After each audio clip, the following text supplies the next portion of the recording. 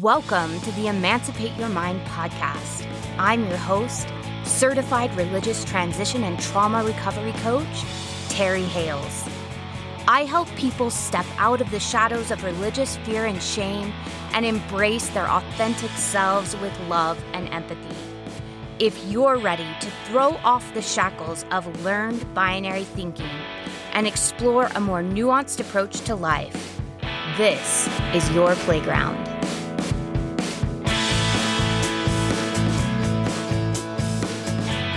Hello, welcome back to the Emancipate Your Mind podcast. This week, we are talking about something that was actually really hard for me to accept when I very first transitioned out of my high demand religion. It was something that I had spiritual people talk to me about, and I think because it was linked to spirituality and because I had been so wounded by my experience with religion and spirituality was tied to that for me, I was really opposed to anything that felt spiritual for a good, year or two after leaving my church. And over the past couple of years, I've opened myself up and become a little bit more open-minded. I'm still wary around spiritual things, but I understand that there is a part of me that is a spiritual being. There is some sort of essence, some sort of energy that I need to take care of that's inside of me. I still don't have all of the answers. I don't know what that energy or essence is, and you guys are well aware. I'm still trying to figure out the whole, do I believe in God or do I not believe in God sort of question. I don't know yet, and I'm kind of okay with not knowing because I find that there's a lot of freedom in the uncertainty. Today, we're going to be talking about mindfulness. Now, before I get started, I want to let you guys know, last week I told you about a perfectionism course that I created, and it is free on my website. And I had a few little bugs with that. There were a couple of little glitches. Welcome to doing something new, right? That's what happens is sometimes you try something and sometimes there's little glitches and you learn from them. So I think we have ironed out all of the glitches now. So if you tried to download that perfectionism course last week and it did not work for you, or if you got the newsletter, you guys, if you're not on the newsletter, you're going to hear everything new that's coming up and get all of the updates. If you got that newsletter and you went and you clicked the link and it didn't work, go and try it again. So go to emancipatedcoaching.com and make sure you click on that link, because I really want you guys to have this course. It is all of my best tools, the most powerful, potent tools that I have to heal perfectionism. So it is some of the very best of the best things that I still use in my life. Because remember, perfectionism is a pattern that we create whenever we're little kids, and we can still reach for that anytime we're uncertain or anytime we're feeling a little insecure. And so if you find that you struggle with perfectionism, or it's a pattern that you have to cope with feelings of insecurity or uncertainty, go over there. You're in great company, and go snag that free course. Also, I have another exciting announcement, and I told you guys this week I would have another exciting announcement, and I am so excited to announce that I have released my self-led program called Reclaim Your Identity. And that is now available as well. So you can go to my website, emancipatedcoaching.com, and go to how to work with me. There's on the right-hand side, there's a tab and it says, work with me or coaching. I think it says coaching.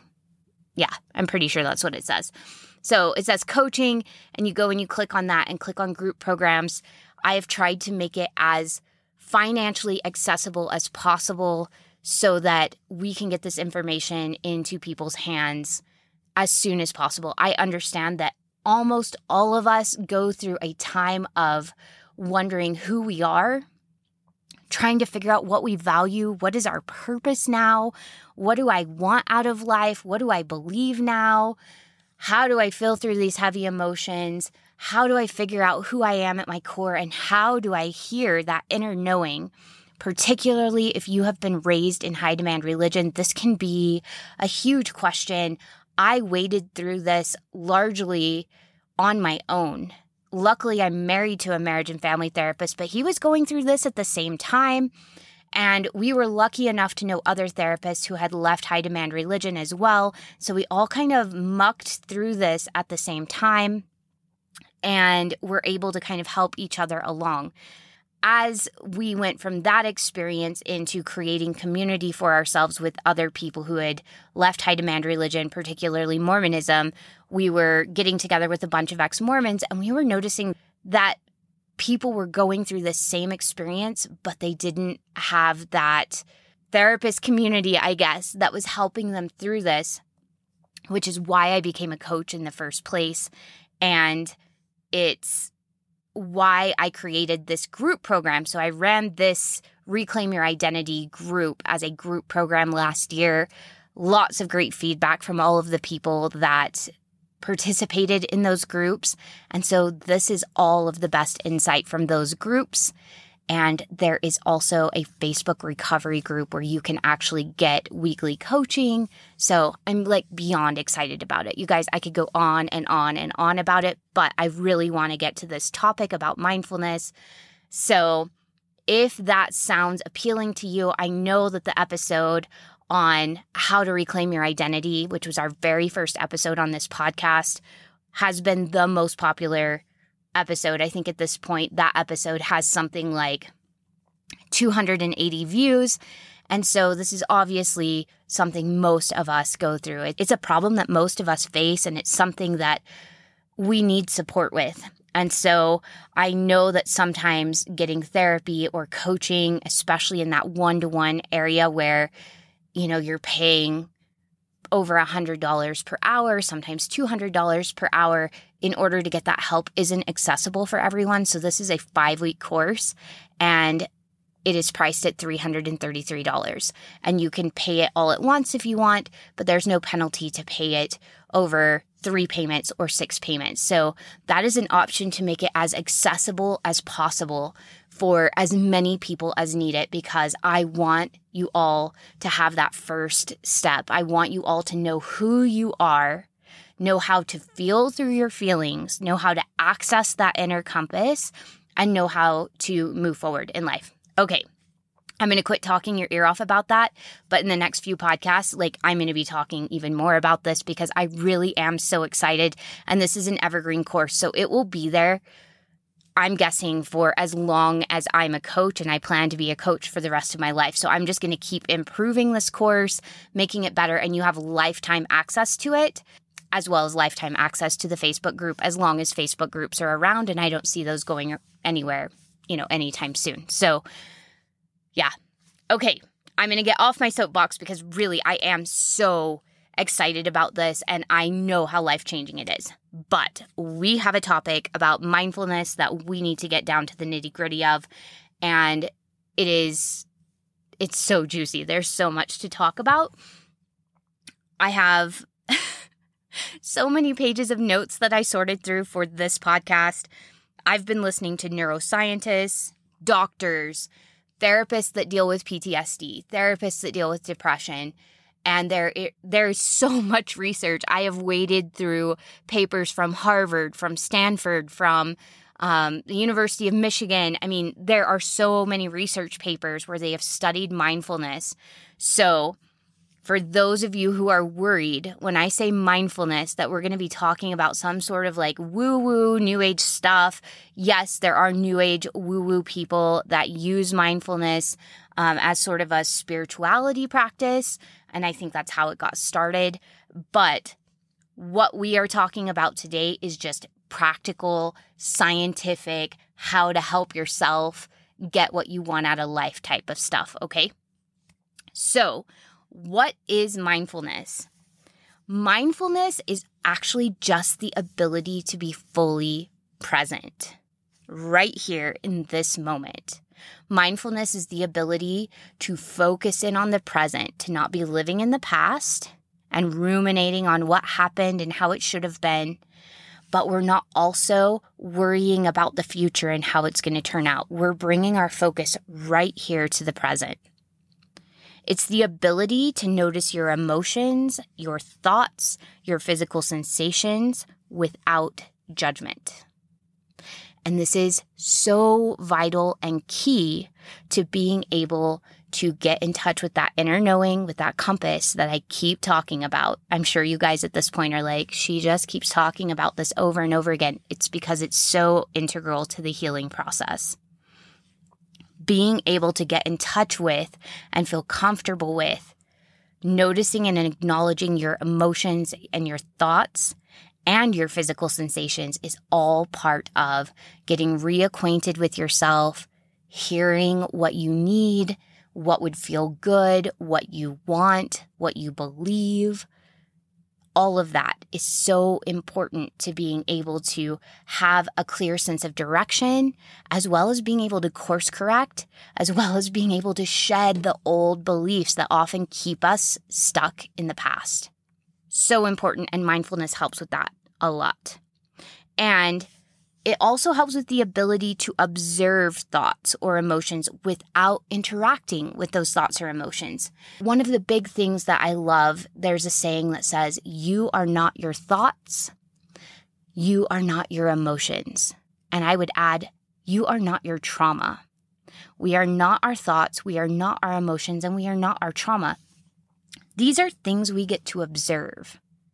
Emotions and thoughts are something that we experience, but they aren't who we are. So when we have a thought or when we have an emotion come up, we can observe it and just get curious with it and non-judgmental with it, because it isn't the essence of who we are. We're just the being that gets to experience it. I'll explain a little bit more about that in just a bit. It can be a little confusing. So if you're kind of like, I don't know where we're going with this, hang in there. We're going to kind of tackle this from several different directions. And hopefully by the end, mindfulness will make a lot more concrete sense to you, and you'll know exactly how to implement it in your life. Okay, before we get going on the benefits of mindfulness, let's talk about what mindfulness is not.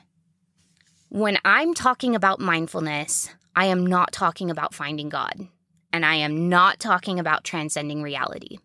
Mindfulness has been used in that way in spiritual practices, but we're not talking about a spiritual practice here.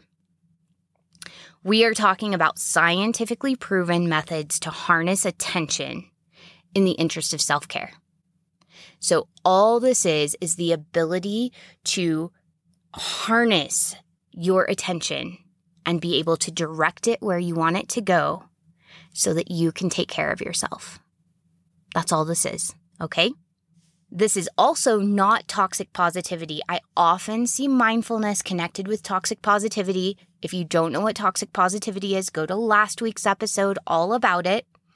I often see people say, when you become mindful, then you don't ever have to feel angry. You don't ever have to feel afraid anymore. You get to be this calm, joyful person. This is not about eradicating feelings that are often considered negative. This is about allowing ourselves to experience the full spectrum of human emotion, allowing ourselves to get curious with all of our thoughts, and then giving ourselves that pause in between noticing a thought or a feeling and then acting on that thought or that feeling. It gives us a chance, if we want, to just let the thought or the feeling pass.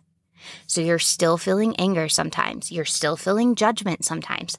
You're still feeling shame, grief, sadness, all of the things, loneliness sometimes. You still are experiencing those things, but those things don't displace you. They don't wash you out to sea, if you will. You're anchored in who you are, and you're anchored in the present, and you get to simply observe whatever comes into your awareness and decide what you want to do with it. Is this something I want to act on, or is it something I want to release? All right, so now that we understand what mindfulness is, which is simply being able to bring our awareness here to the present and being able to observe all of our thoughts and feelings and physical sensations without judgment and only with curiosity. And we know that we're not talking about some sort of new age spiritual practice here. We're just talking about scientifically proven ways to harness our attention. Let's talk about the benefits, the general benefits of a mindfulness practice, and why we're talking about it with regards to religious trauma. So just generally, mindfulness helps relieve anxiety because, again, we're not trapped in the past, ruminating over what happened and what could have been and what might have been. And we're not feeling anxious about the future and what could be or what should be or if we're doing it right. We're here in the present where we are safe and where we have the ability to affect whatever is going on. We have no power in the past. That's already come and gone. No matter how much we think about it, we cannot change it. And the future's not here yet. The future's not guaranteed. What's guaranteed is this present moment. And in this present moment, we have all of the power to decide how we experience this present moment. So it really can help relieve anxiety. It also helps relieve stress. Because again, if we're here in the present, we're empowered and we get to make decisions that help us feel good. We're also more resilient because when we're mindful, it gives us a chance to anchor into the present so that when difficult emotions come, again, we're not destabilized. We're here in the present and emotions can come and then we can release them. They can wash over us and then they can dissipate. It increases our awareness and our connection with ourself. We can hear what we're feeling, what we're thinking, and what we're craving so that we can care for those things. When we're mindful, we're more in touch with our body, and our body has so much knowing. It allows us to hear the things that we need, the support that we want, the connections that we crave. It also helps us hear when we're angry and we need to set boundaries, when we're sad and we have a sense of loss. It helps us feel everything that makes us us. And when we are tapped into ourselves, we are tapped into a compass that will guide us throughout our entire life, an individualized compass that will take us exactly where our joy lies. Because remember, there is no one-size-fits-all plan. In religion, that seemed really easy, right? These are the steps you take, and then you'll have eternal joy. When you've deconstructed those religious beliefs, sometimes you may wonder, what do I do for joy now? Where is my happiness? What are the steps to take? Your inner knowing will guide you to those things because it's very individual. Some of you listening, joy might look like living in the middle of nowhere in a tiny little house, living a very simple life. And for someone else listening to this, joy might look like a multi-billion-dollar business where you are talking on stages and changing people's lives and traveling the world. Our joy is very tailored to who we are individually. Listening to that is what will get us there. And it's only going to come from inside of you. Mindfulness will help you get in touch with that. It increases focus, which obviously the more we practice focusing on the present, the better we're going to get at it. So that makes sense. And when our focus increases, it also increases our productivity because so many of us live distracted lives. And when we can focus better, when we can pay attention to what we're doing, we're much more productive. We can adapt better, which allows us to let go of thoughts. If we're not our thoughts and we're not our emotions, we are simply the person that observes them, then we can adapt better whenever there's failure. We can notice when we feel afraid. We can notice when we feel ashamed or when we feel guilty about something. And we can take that information from those emotions and we can learn from that and then we can move forward because we're not attached to those thoughts and we're not attached to those emotions. We fall asleep faster. So when you are practiced at being able to hear thoughts and release them, just observe them and release them. If you have that thing I used to have, I have not had this happen in a long, long time, but I used to have my brain just spin out of control at night when I was trying to fall asleep. It's like a hamster was on a wheel and it just started running faster and faster.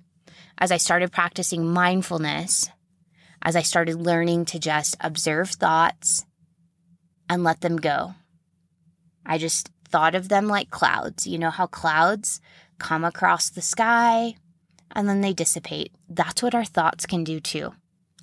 And any thoughts that were persistent or were trying to give me a message of something I needed to remember or do the next day, I would just write them down on a pad of paper right beside me.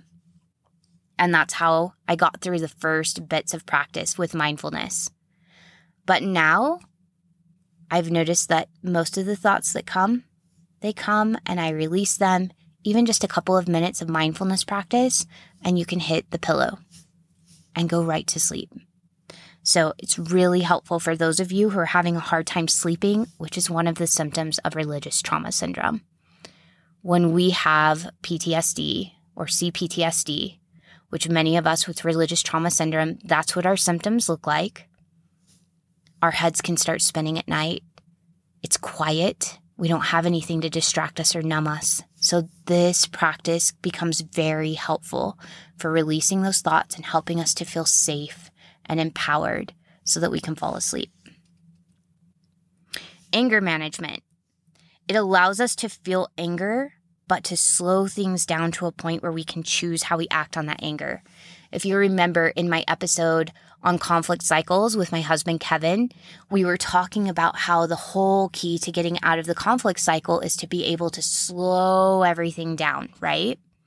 And so that's what mindfulness is doing, is it's allowing us to notice, I'm getting sweaty palms, I am clenching my fists, I'm grinding my teeth together, I'm getting red in the face, my face feels tingly, my heart is pounding fast. I'm feeling anger because when we're more in touch with our body, we notice when our heart rate goes up. We notice when we're clenching our fists. We notice when we're tense in the shoulders. And we notice, oh my gosh, I'm feeling anger. And it allows us to recognize that the wave of anger is coming. And it allows us to take that moment to slow everything down so that we can observe the anger and not get swept up in the current. So we can observe the anger, we can hear what it has to tell us, we can validate what it's saying, or if nothing else, just accept that it's there for a reason.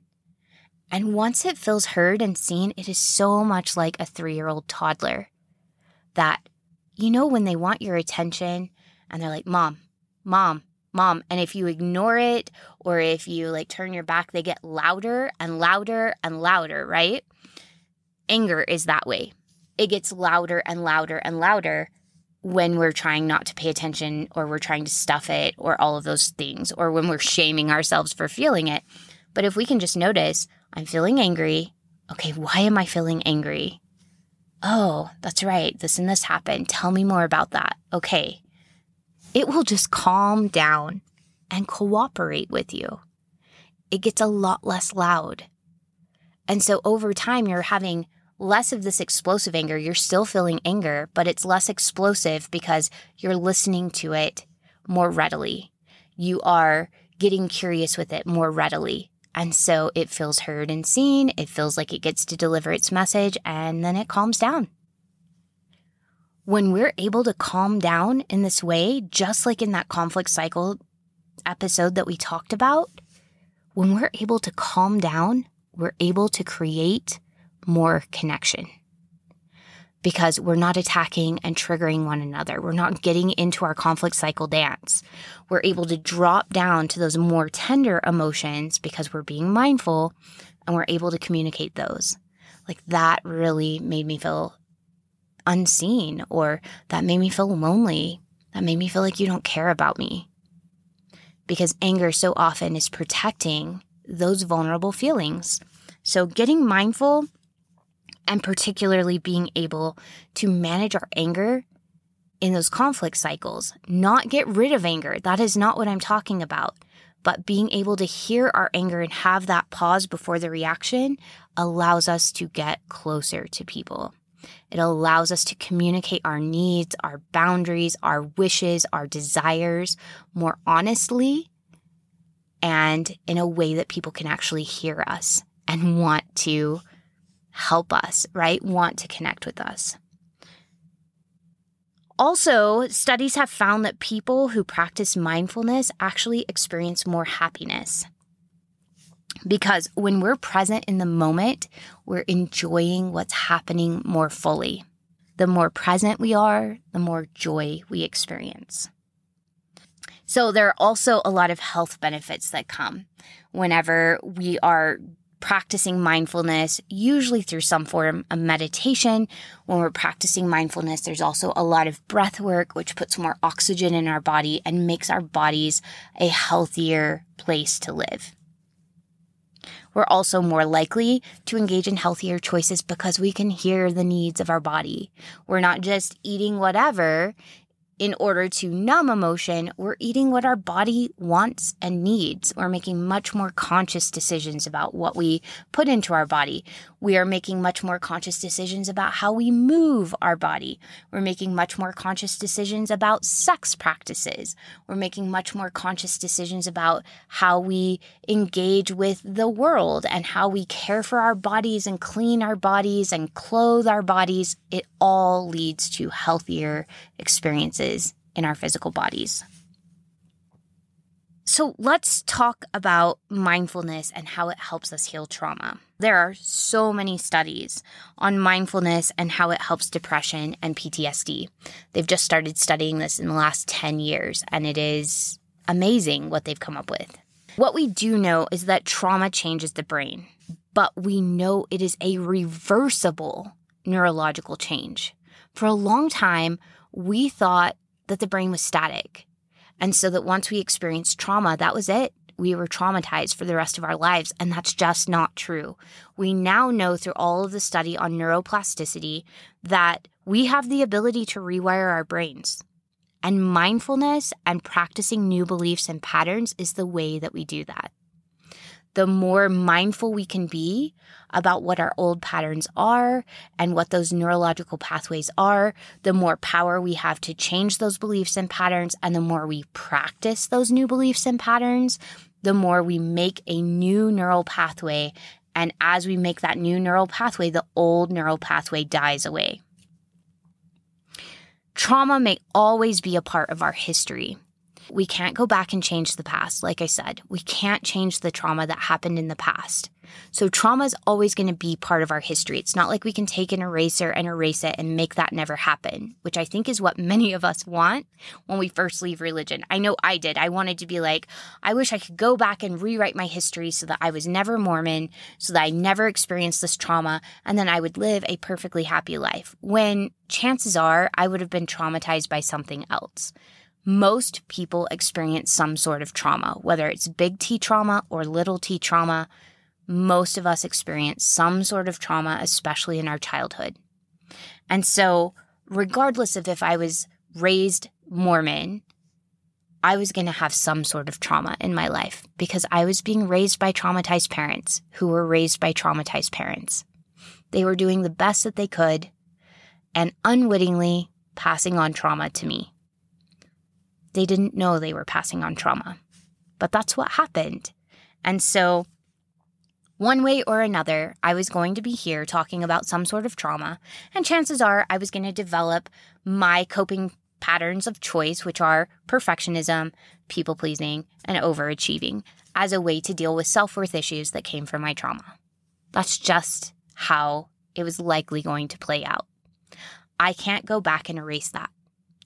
But what I do know is that trauma does not have to then inform my future. I can't change the past, but here in the present, with mindfulness and with practice, I get to decide who I am. I get to decide how that trauma acts in my life. I get to decide how that future looks. Okay, so I want to talk a little bit more about neuroplasticity and about the ways our brains change. I'm going to be relying really heavily on Richard Davidson's research here. And he says our brains are either constantly changing and being shaped by the environment around us wittingly or unwittingly. So regardless of if we use mindfulness practices, our brains are being shaped by our environment. And we can either be conscious of the ways that our brains are changing, or we can be unconscious of it. And most of us right now are walking around pretty unconscious of things. Even with 4 years of mindfulness practice, I would say I'm a lot more present than I used to be. I notice myself deep breathing throughout the day. I notice myself being aware of smells, of the way my feet feel on warm pavement, the birds singing in the air. I am much more aware of what's going on, and I can be much more present. But I would say I still walk around distracted quite a lot, with my body doing one thing and my mind elsewhere. I especially notice this when I'm eating.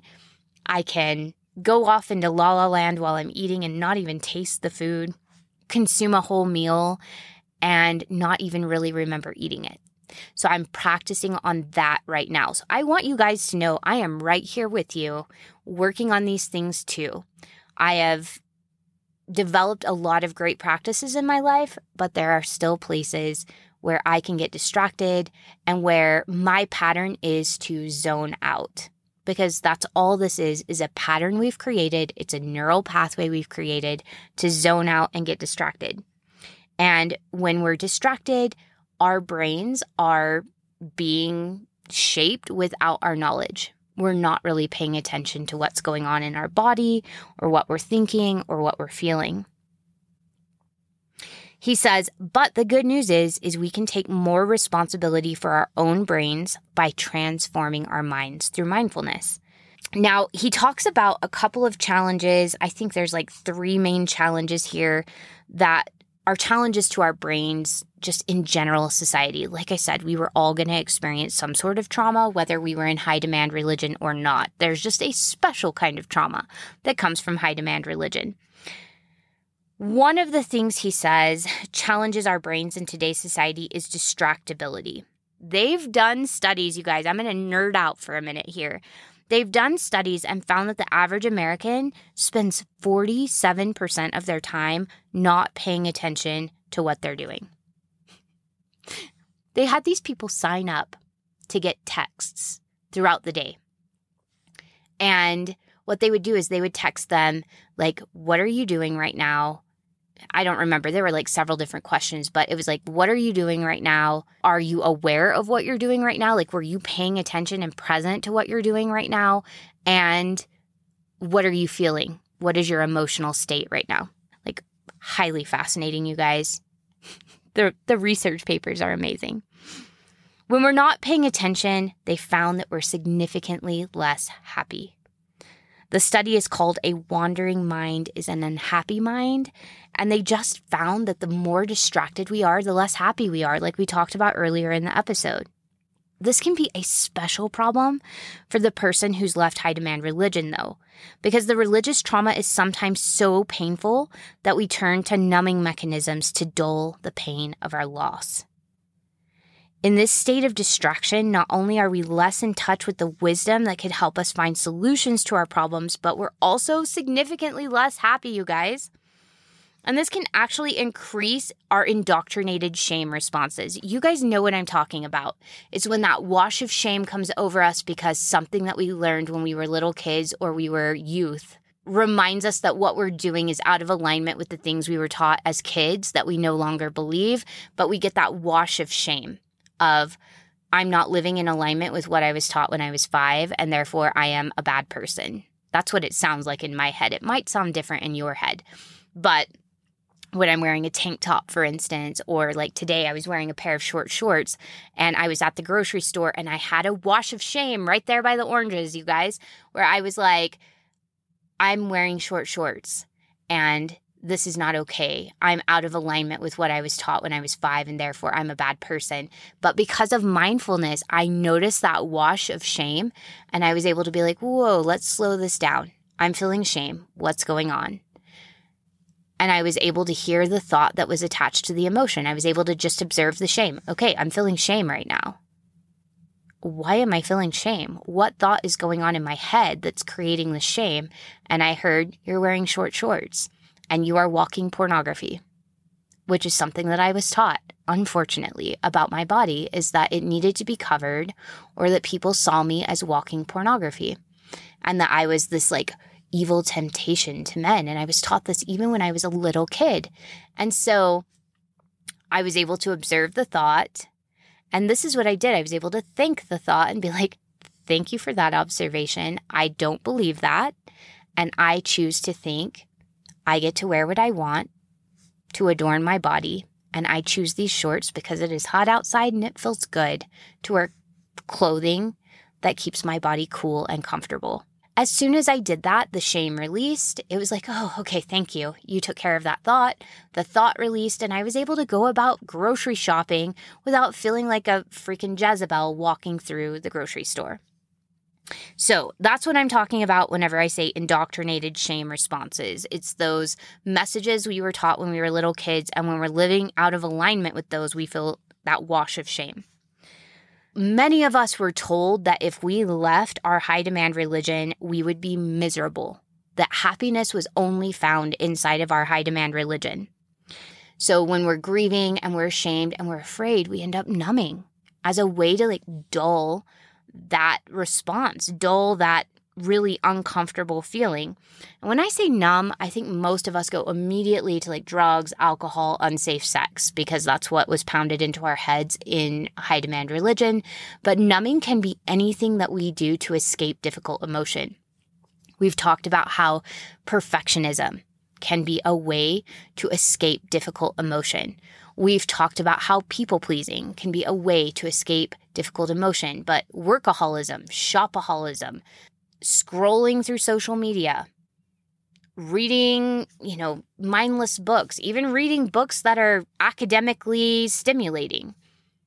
Anything, and I do mean anything, can be used as a numbing mechanism. If you find yourself doing something to escape difficult emotion, that is your numbing mechanism. The distraction helps us for a bit, but ultimately it leaves us feeling even unhappier in the long run because we feel disconnected from ourselves, from others, and from life.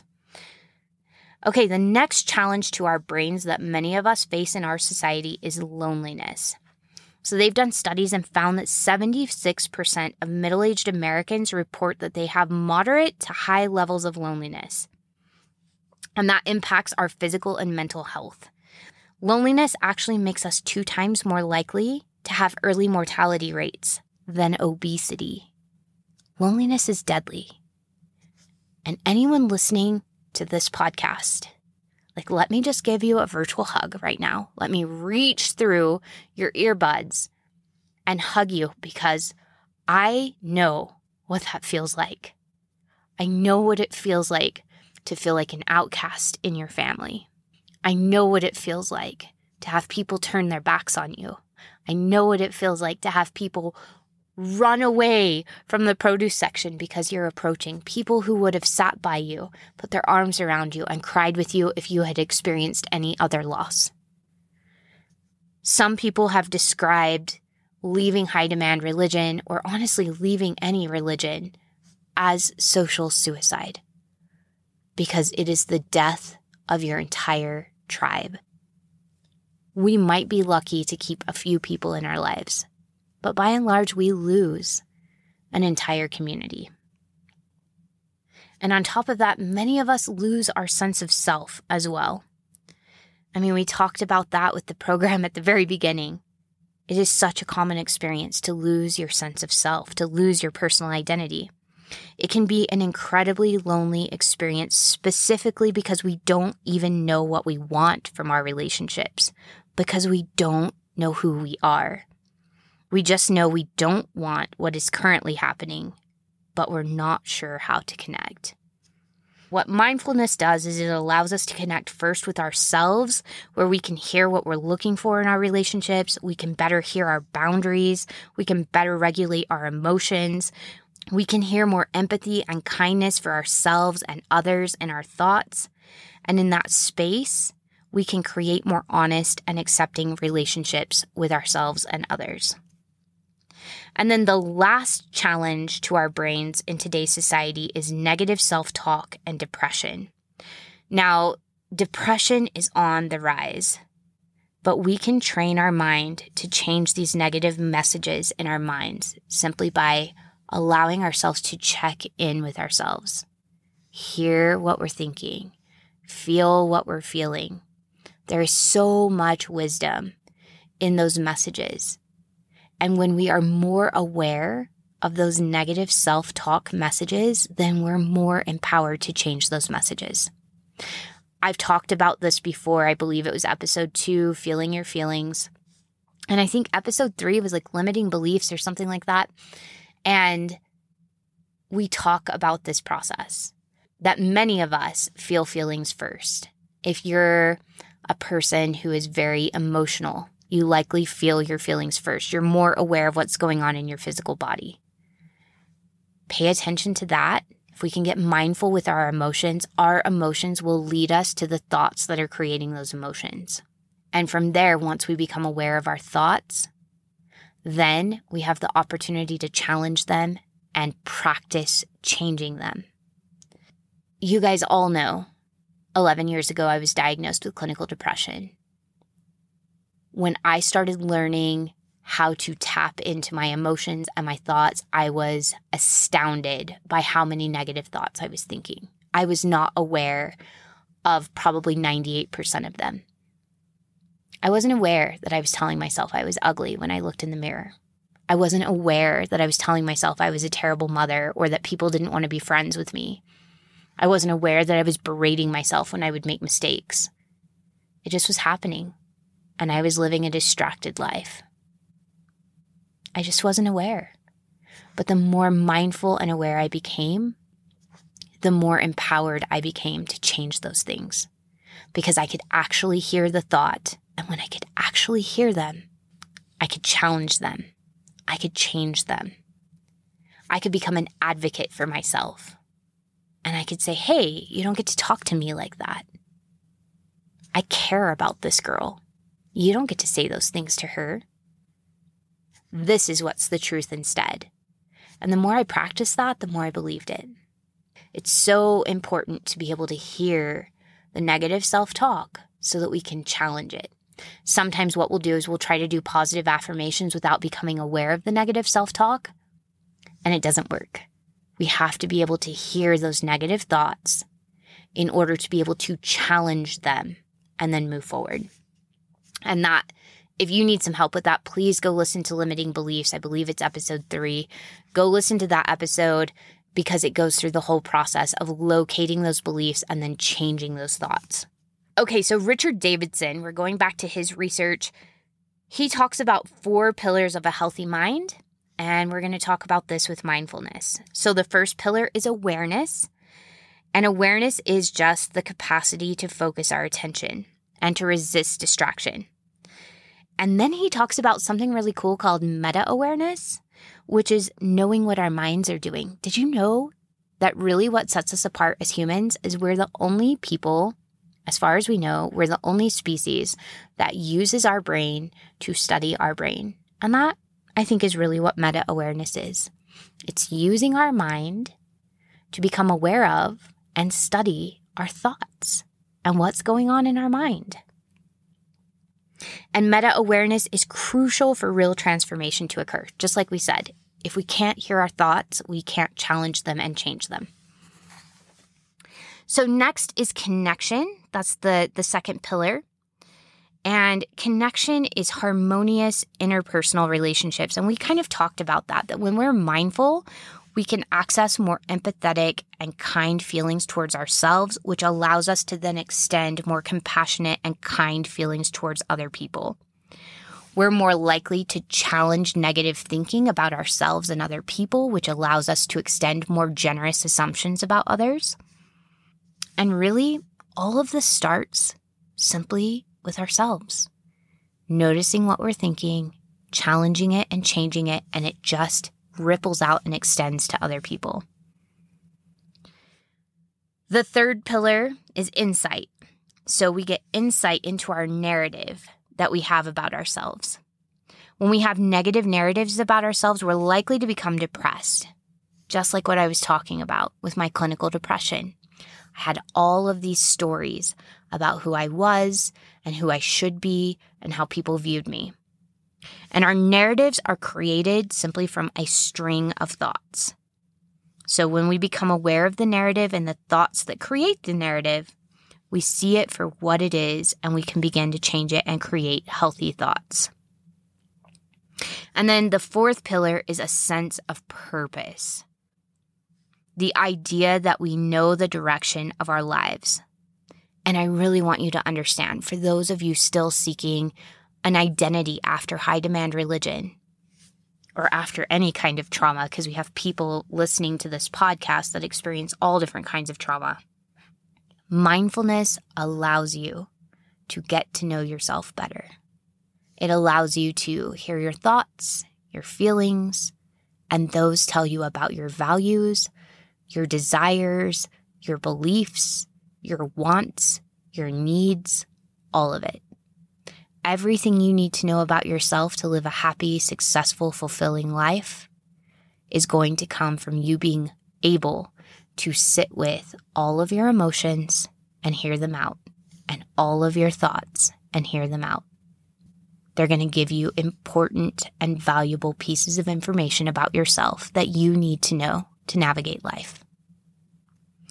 All right, now we know all the benefits. We know how our minds work. We know how mindfulness works. Let's talk about how to train your mind.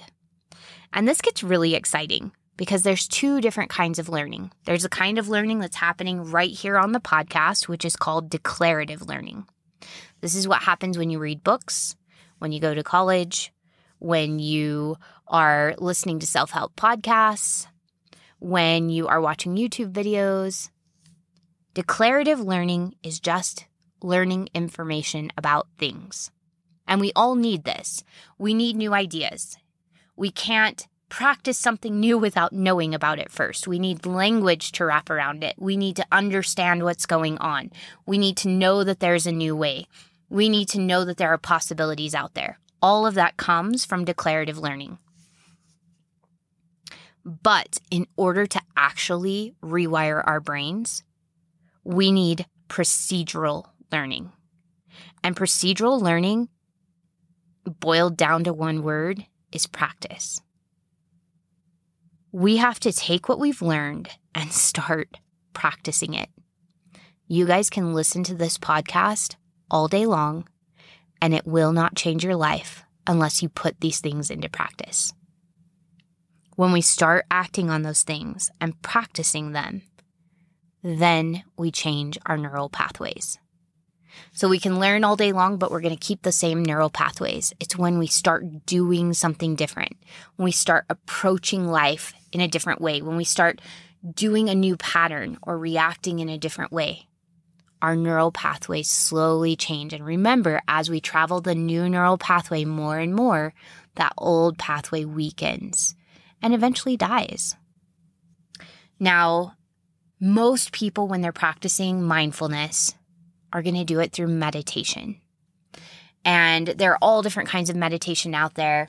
For those of you who have ADHD, I do not know if I have ADHD, but I do know that it is very difficult, or was very difficult for me to quiet my mind. It still can be very, very difficult. And I often bounce between activities, which made it very difficult to be productive. I've not been diagnosed, but I've often wondered if perhaps I have adult onset ADHD. And I know that this can be daunting if you have attention problems.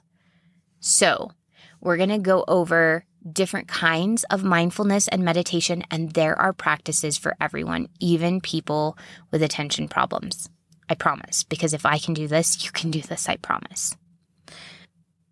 The most mainstream meditation is what you guys all think of. It's where you get in your quiet, comfortable place and you just focus on your breathing. The idea is just to bring your awareness to the present, to your breath going in and the breath going out. And the idea here isn't to not have any thoughts. That's what I thought at first. I was like, I'm not supposed to think anything. And then inevitably I would think something and then I'd shame myself. And then that would not make it go very well. And then I'd quit and then I'd shame myself for quitting. You guys, I am a piece of work. We'll put it that way. Don't do that to yourself. Learn from my example. Learn from my own mistakes and just allow yourself to breathe. And when thoughts come, because they will, simply notice them, observe them, and release them. That's it. So the goal here is not to empty your mind, okay? That is not the goal here. The goal here is to be able to focus your attention on your breathing, and when your mind inevitably has a thought, to be able to observe the thought, and I imagine releasing it like a balloon and watching it float up into the sky, and then I bring my focus back to the breathing. When I first started this practice, I had so many thoughts. I was releasing balloons left and right. Once I quit shaming myself. Once I quit beating myself up for having thoughts at all, then I noticed I was releasing a lot of thoughts. But as I practiced, and remember you guys, practice is what creates a new neural pathway. It's what creates a new pattern. As I practiced, I had fewer thoughts trying to bombard that empty space in my head. Give yourself time. Give yourself permission to be a beginner, okay? You're not going to be perfect at this, ever. The goal isn't perfection anyway. The goal is simply to get much more comfortable focusing your attention and much more comfortable releasing thoughts without acting on them. It's just learning to notice them and release them. Because remember, this gives you the ability to make that choice when you have a thought that isn't serving you. To get curious with it and release it. To just be like, oh, well, that's an interesting thought. Thank you for that input. I'm not going with that. Just like my moment today amidst the oranges with my short shorts on. I had an opportunity to observe my thought and release it in favor of a thought that was more supportive. It was trying to protect me. It was trying to keep me in line. It was trying to keep me from shame by shaming myself. I noticed it. I thanked it. I released it. And I was able to move on. And we're talking about all of this happened in a matter of a few seconds. That's what we're aiming for, is just being able to notice thoughts and release them. Now, if you have a very active mind, and if it's very difficult for you to sit and just pay attention to your breath, if your brain cannot focus, and I have days still where my brain cannot focus. I have a morning meditation practice and a night meditation practice. And often in the morning, my brain is so active and I'm so excited to get started on things that I can't sit still. At nighttime, I'm much more likely to be able to sit still and focus on breathing. But in the morning, I'm just ready to go. And so I find that it's a lot easier for me if I have something to focus on. I have clients that will focus on a candle, for instance, and watching the flame flicker. Or I have people who like to do things that are even more active. You are allowed to meditate in a way that keeps your body busy so that your mind can do the meditation. You can do this when you're washing dishes, making yourself present and focused while you're washing dishes. This is also really helpful, you guys, if meditation brings up trauma for you. So if you have flashbacks, particularly when you're meditating, or if you feel really unsafe when you're meditating, first of all, make sure you're in a safe place, okay? If you are deconstructing high demand religion, or if you experience trauma and you are in a place that feels unsafe anyway, this is not the time to meditate, okay? Meditation requires vulnerability. It requires allowing your defenses to let go and to move inside your body. If you are not feeling safe physically or emotionally, it is not a good time to meditate, okay? For the first couple of years, I didn't feel safe meditating anytime I was around my family because it just reminded me too much of my religious history, and often there was just misunderstanding and judgment simply because of their own indoctrination and their own trauma. I didn't feel safe getting vulnerable in that space. So I would either get in my car and go on a drive and meditate in my car because that felt safer, or I would journal. That might sound a little dramatic, but that was what I was experiencing. I was on high alert and I felt like I had to protect myself. Even though these people loved me, I didn't feel safe around them. And so I had all of my defenses up, and it was not a great place to meditate. Be aware of if you feel safe to meditate, and only meditate in safe places. But doing dishes, peeling potatoes, knitting, running, driving, I'm trying to think of some other ones. Painting, you guys. Some of my favorite meditation and mindfulness time happens when I'm painting my house or painting art. Especially painting the wall, you guys, because it's mindless work. You're not having to worry about what you're creating. It's all the same color. Just that practice of being aware of putting the color on the wall allows my mind to really focus in. And remember, give yourself permission to be a beginner. Find what works for you. Discard what doesn't work for you. Be willing to try things on. There's no judgment here, just curiosity. And remember, you are not your thoughts or emotions. You are just the observer of your thoughts and emotions. Now, there's two different practices here that I want to talk about before we wrap up. To start the practice, you can either just pay attention to your breath and tune into your emotions and your thoughts in your body. And this is great for reconnecting with your inner self, okay?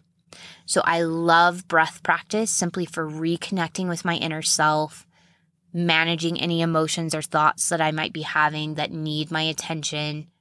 I love breath meditation for that. But I find that I love mindfulness practice on a specific topic when I'm trying to problem solve an area of my life. In order to do this, in order to have a mindfulness practice around like a specific problem or question you have, what you're going to do is before you start your practice, you're going to choose what your awareness is going to be focused on. Is it a specific person? So let's say you're having conflict with a specific person. You can bring your awareness to this specific person, to a question, to a problem, or to a topic. And decide what your intention is. So if you could wave a magic wand, what would you like to see happen with this person, this question, or this situation? What would the solution be in your head? What would be the happily ever after in this scenario? And then begin your mindfulness practice and notice what comes up. What emotions come up when you think about this ideal solution? What thoughts come up? What resistance comes up? That is the insight. When you're having your mindfulness practice and you're picturing this ideal outcome, what thoughts come up? Let those inform you. What feelings come up? This is where your limiting beliefs are going to come up. This is where any shame or fear or anger or loneliness or sadness may come up. This is where you get your answers about what needs to change, what the problem actually is, and you'll have ideas about what you feel you want to do about it to get closer to that ideal solution.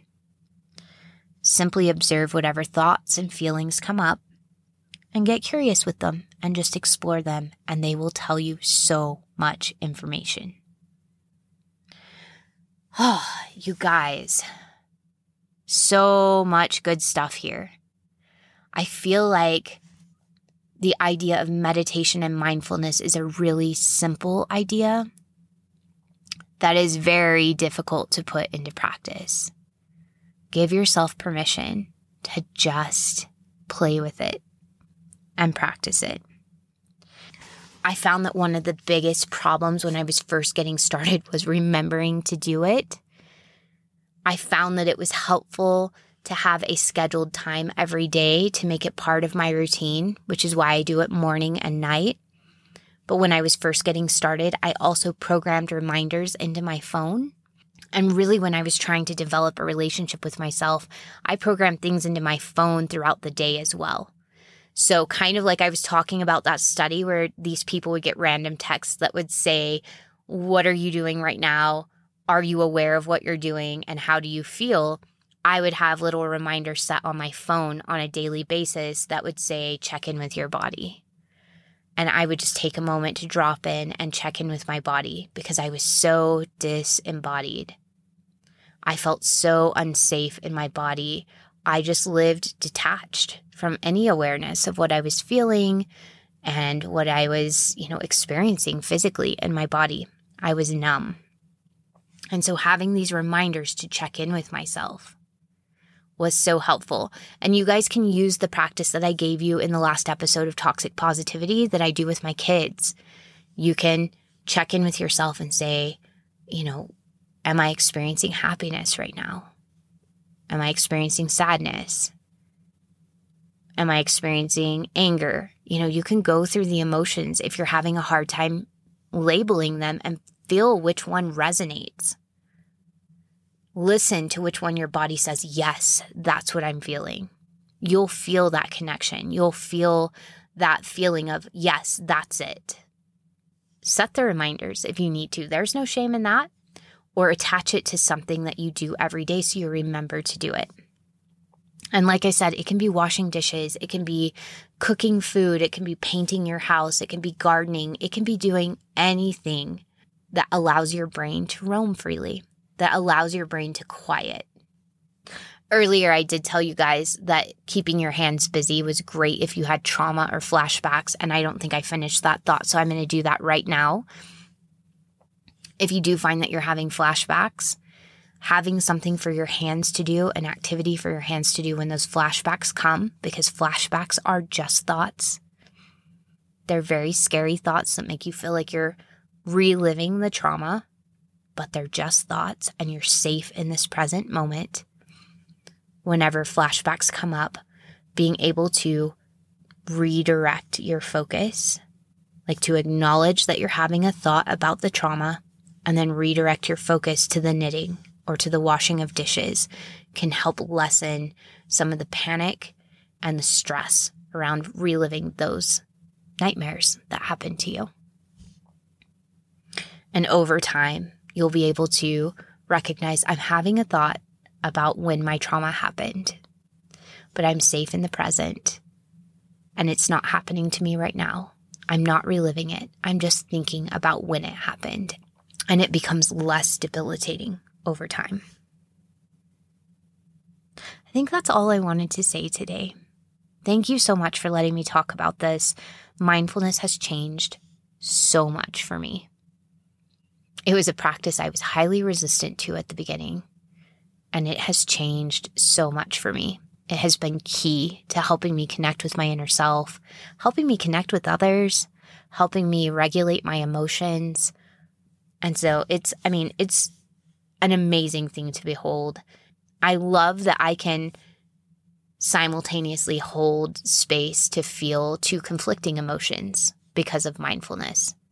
I can experience, gratitude, and I can experience sorrow for experiences that were both. And trauma often is, right? There's often a gratitude element for things we've learned or gained or the ways our life has changed. And there's a place for sadness or anger. Same with the death of a loved one or the end of a relationship. There may be multiple conflicting emotions, and mindfulness allows us to hold space for all of them simultaneously without having to choose one or the other to make it all good or all bad. It allows us to hold space for paradox. which is where most of life happens. Most of life is a paradox. And that's where our personal truth lies, is in the paradox. Thank you for joining me. Thank you for all of the discussions that we've been having. Thank you for the ideas for new podcasts. I'm loving that.